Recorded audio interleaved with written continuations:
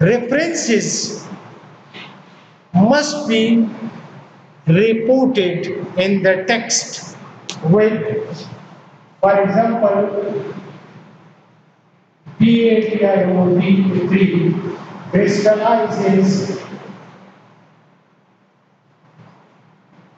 into 7 polymorph say or crystal structures.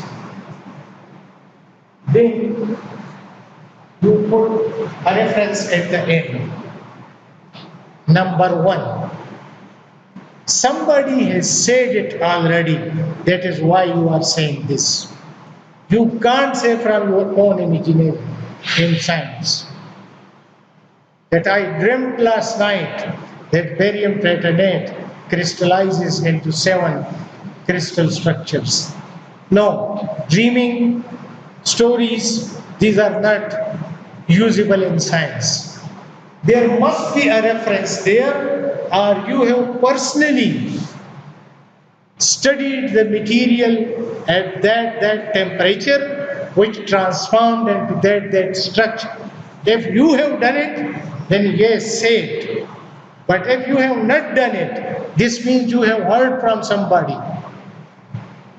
Then you went to that paper, and that paper says that. Then you give that reference. Reference is given in this way, reference is given in this way. Superscript. Reference is given in another way as well. Say,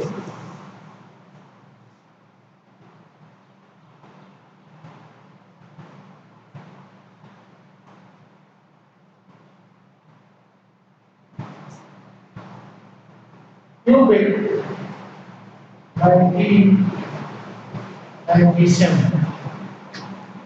The last name of the author. The full name may be anything. So if you are giving my reference, then Yaseen is not needed. Iqbal and reference number. Or Iqbal and the year of publication. If there is one author, then Iqbal and the year of publication or number is enough. Listen to this carefully. If there are 2 authors, then the last names of the 2 authors, Iqbal and Ali, the reference number, are Iqbal and Ali, 1970. There are different ways of it. If there are more than 2 authors, then Ali should be named and you say the last name of the first author and et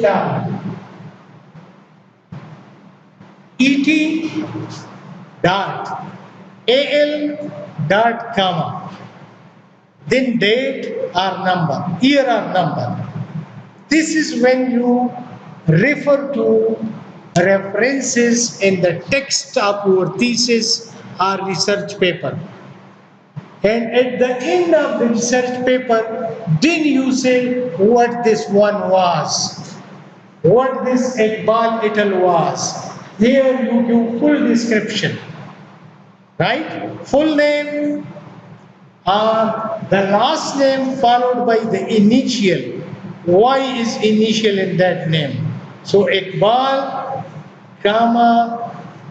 Iqbal, Y dot. Then the title of the article, the title of the journal, the volume and number of the journal, the year of publication of the journal, and the page numbers of the journal. What this means, that when somebody needs that paper, they have all the information to take it from somewhere. So the full address is given.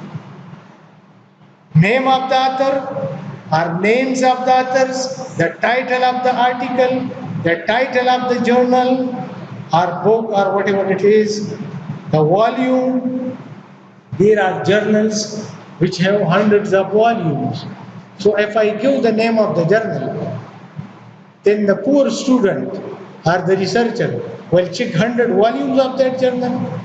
When you give the volume number, you limited him to a single book.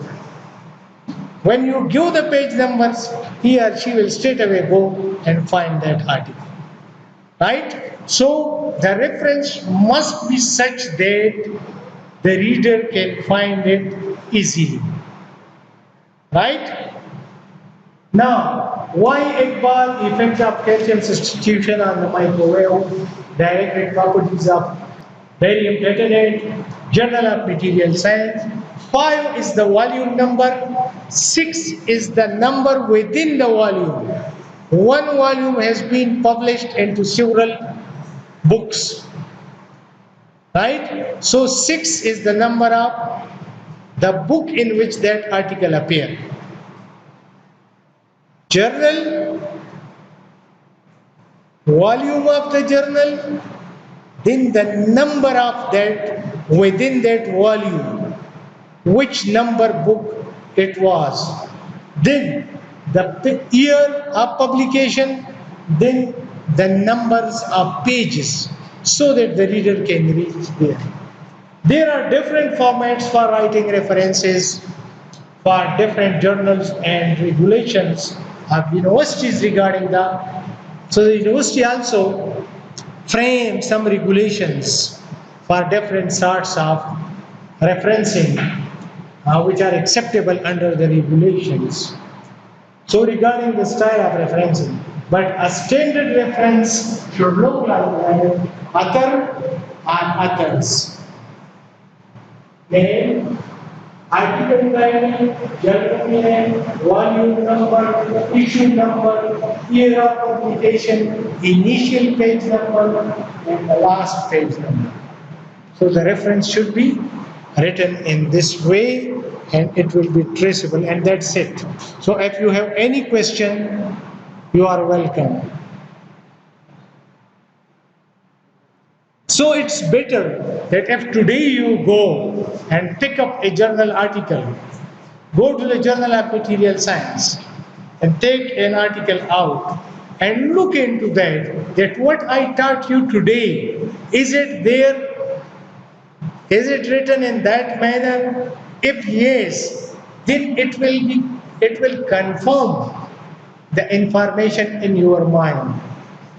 But if it is not like that, then you should ask me that why you said this, why not this? Then I will tell you that there are different methods and ways how people do things, how people report previous studies, how people write different articles, because journals have different sorts of abstracts, different sorts of introductions, different sorts of referencing, different sorts of results and discussion. Some journal write figure 1 like this.